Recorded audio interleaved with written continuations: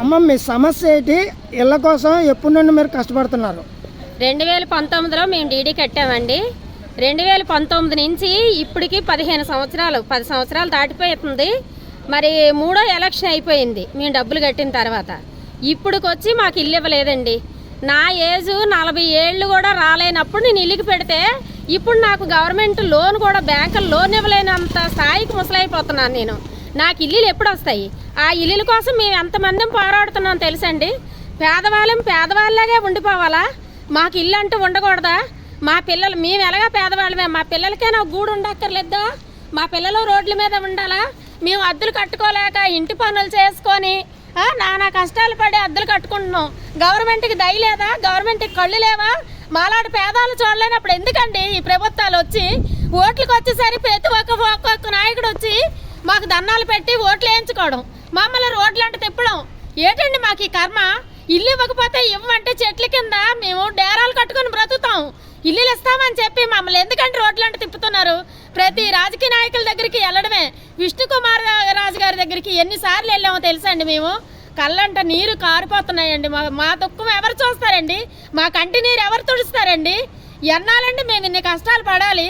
మా కష్టపడ్డ కష్టం అంతా కూడా మేము సరిపోతుంది. మాకు ఎప్పుడు ఇల్లు వస్తుంది? ఇల్లులు ఇస్తామని ఆశ చూపించారు. డోర్ నెంబర్లతో సైతం పట్టాలతో సైతం ఇచ్చారు. ఇప్పుడుకొచ్చి ఒక వసతి లేదు. వెళ్తున్నాం చూస్తున్నాం, డ్రైనేజీలు లేవు, రోడ్లు లేవు, కరెంట్లు లేవు. ఇల్లులు అయితే కట్టారు, మాకు చూపించడానికి మాత్రమే ఇల్లులు కట్టారు. అవైతే మేము ఉండడానికి అయితే అక్కడ వసతులు ఏవీ లేవు. అమ్మా ఇది ఎన్ని సంవత్సరాలు బట్టి కట్టారు? మీకు ఏటేటి ఫెసిలిటీస్ ఇస్తానని చెప్పారు? ఇప్పటి వరకు ఏమన్నా చేశారా లేదా? చేయలేదు ఇంతవరకు. అవుతాయి అంటున్నారు కానీ అవ్వట్లేదు, ఇవ్వట్లేదు. మరి మీ ఆ ఇళ్ళకి వెళ్ళి చూస్తే అక్కడ ఎలాగున్నాయి? వాళ్ళకి పశువుల తోటలు ఉన్నాయి, ఆవుల మెసులుతో ఉన్నాయి, బీర్ సీసాలు ఉన్నాయి, గెడల ఈర్సెస్ ఉన్నాయి, తర్వాత తలుపులు అన్ని ఏం లేవు, కిటికీలు అన్ని తీసుకున్నాయి. భయం ఉంటుంది వాళ్ళకి ఉంది కానీ అక్కడ గూడు మాకంటూ లేదు. అక్కడికే తిరుగుతున్నాం మీ డబ్బులు ఖర్చు పెట్టుకోవాలి. అమ్మా ఆ ఇల్లులకి మీరు ఎంతంత డబ్బులు కట్టారు? 25,000 కట్టామండి డీడీలు. కట్టిన తర్వాత మేము బ్యాంక్ లో డబ్బులు కూడా లోన్ తీసుకుంటున్నారు, వడ్డీలు తీసేసుకుంటున్నారు, డబ్బులు అసలు తీసేసుకుంటున్నారు, వడ్డీలు తీసేసుకుంటున్నారు. ఏమంటే ఫోన్ చేస్తున్నారు, అమ్మ మాకు వడ్డీ కట్టండి, వడ్డీ ఎంత అయిందని అడుగుతున్నారు. అసలు కట్టండి అని అంటే మాకు తాళాలు ఇస్తే మేము అమౌంట్ కడతాం. తాళాలు ఇవ్వలేదు మేము అమౌంట్ ఎవరికి కట్టాలండి? మాకు ఇల్లులు అంటూ అక్కడ ఉన్నాయా? ఇల్లు లేవు అక్కడ. మాకు ఇల్లు లేకుండా మాకు బ్యాంకులలో లోన్ కట్టాలి, వడ్డీలు కట్టాలి. మాకు వడ్డీ ఆశ చూపిస్తున్నారు కానీ ఇల్లు ఆశ చూపించట్లేదు. మాకు ఇల్లు ఉండాలకి 2 వేసి 3 వేసి ఇల్లులు ఇస్తున్నారండి. మాకైతే ఒక్క ఇల్లు కూడా మాకు ఉండడానికి గూడు కూడా లేదు. తల మీద తలగొడుగు లేకుండా మేము బ్రతుకుతున్నాం. ఇంటద్దెలు కట్టుకొని, కరెంటు బిల్లులు కట్టుకొని, లోన్లు కట్టుకొని, వడ్డీలు కట్టుకొని, డోగరాలు కట్టుకొని ఇవన్నీ మేము ఎక్కడ కట్టుకోవాలండి? మా ఇంట్లో అనకూడదు, మా మగవాళ్ళకి బాగోలేదు. ఇంట్లో ఒక్క ఆడదాయి బ్రతకాలి, ఎలా తేవాలి, ఎలా కట్టాలి? ఆ ఇల్లు పిల్లల్ని అంతా మొత్తం వదిలేసి రోడ్ల మీద ఎండనగా వానలుగా తిరుగుతున్నాం.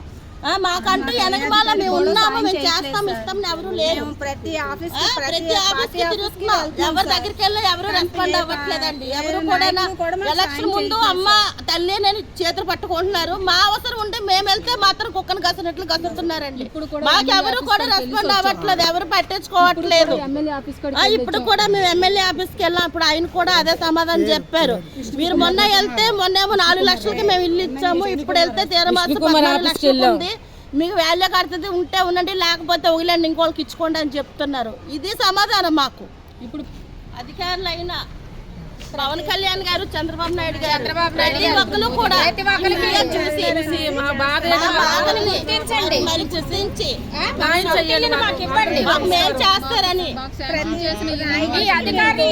ఈ అధికారులందరూ మనం కోరుతున్నాం. సాయం చేస్తారని ప్రతి నాయకుడికి పేరు పేరున దండం పెట్టి పేషెంట్లు కూడా పట్టుకొని తిప్పుతున్నాం వెనకాతల ఇల్లుల కోసం. మాకెవరు పట్టించుకోవట్లేదండి. పెద్దలు నాయకులు దయచేసి రాజకీయ నాయకులు మమ్మల్ని గుర్తించి మీరు మాకు ఒక గూడు కల్పిస్తారని మేము మనం కోరుతున్నామండి.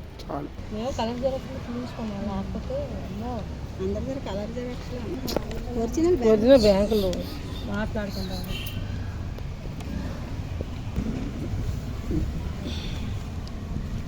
ఇది అర్జీ పెట్టింది. అంటే మనం స్పందనలకి కూడా వెళ్ళామని చూపించాలి కదండి, నిరూపించాలి. మనం ఒకటి కాదు రెండు కాదు అన్ని దిక్కలా తిరుగుతున్నాం. స్పందన వెళ్ళాం కదా, అది అదే ప్రెస్ చూడండి.